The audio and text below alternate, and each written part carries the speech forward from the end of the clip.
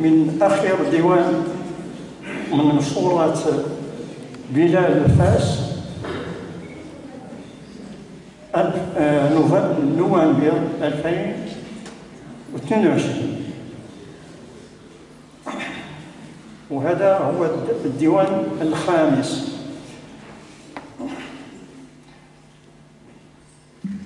La montée du poète méconnu, de nature solitaire. Il m'arrive, il n'aime pas la compagnie. Il lui arrive de temps à autre de fuir son isolement, de prendre un siège dans un café et le lendemain dans un autre. Il n'aime pas être esclave dans un lieu parmi des inconnus. Par contre, partout où il passe, quelqu'un peut l'interpeller. Comme il est modeste, il se laisse emporter. Lors des rencontres culturelles, il s'installe juste au fond. Ils peuvent avoir une grande envergure et suivre de loin toutes les interventions. Ce qu'il aime le plus, quand il est question de récit, surtout quand il s'agit d'analyse ou de lecture poétique, il ne fait que prendre des notes et évite de se faire photographier. Il veut rester au fond tout seul. Juste au fond, comme dans un théâtre. Les places d'avant sont parfois privées. Un soir où l'ambiance était surchauffée, où la poésie s'enflammait, où les textes étaient renouvelés selon les différentes inspirations. Il reste là absorbé, suivant les visions et leur portée. Lui, il reste rêveur, se sent en élévation.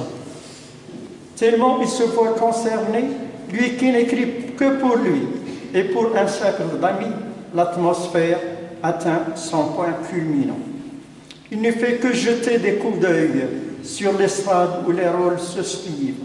Quand l'un clame sa verve, il finit par laisser l'espace. Une autre poétesse, suivie par des applaudissements frénétiques sous le choix de la musique d'accompagnement.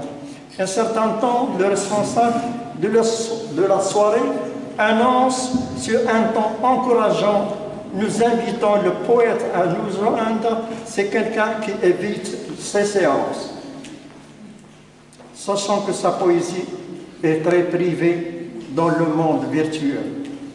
Il ne sait que faire, refuser l'invitation ou sortir de la porte ouverte dès qu'il annonce son nom.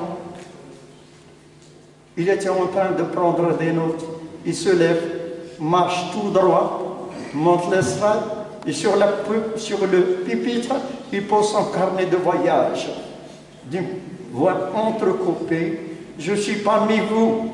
J'aime être simple comme un auditeur, mais du moment où on veut me sortir des années de cloisonnement, je vais chercher dans mon simple répertoire des textes aux différentes inspirations dans des temps-espaces réduits.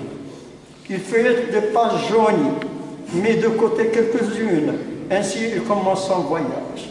Toute l'assistance est à l'écoute.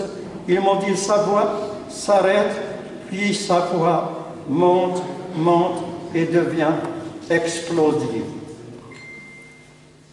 Elle se fait des vagues dans l'océan, ou encore volcanique, charriant les scories des volcans. Et puis elle se fait de plus en plus douce et s'éteint sous l'éclat des applaudissements.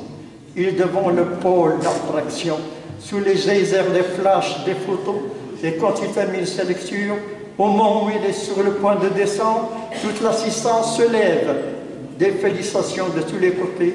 Ainsi, on déclare la tombée du rideau. Genève, 26 juillet 2020.